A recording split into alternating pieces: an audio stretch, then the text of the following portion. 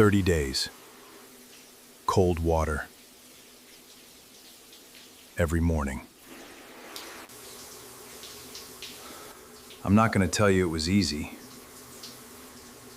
I'm going to tell you what actually happened. Day 1 lasted 40 seconds. I counted every single one. Cold water exposure does something real to your stress hormones. Cortisol drops. Norepinephrine spikes. That part is not theory, that's in the research. But here's what the studies don't tell you. Most of them run 2 weeks. Some run 4. Almost none of them tell you what happens to a normal person with a normal life doing this alone every morning.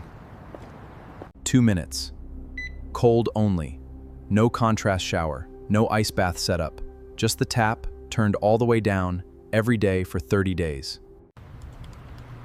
Week 2. The drag got shorter. I was at the desk faster. Cold or placebo? I don't know. Both work. Week 1 is the hardest.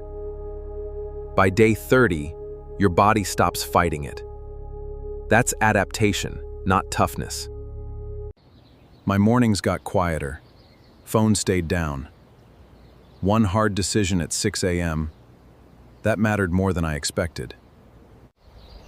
Here's what I can't say. I can't tell you it boosted my testosterone. I can't tell you it fixed my sleep. I don't have the data, and I'm not going to invent it. What I'd still test, longer duration, controlled sleep, HRV tracking, that's the experiment I should have run.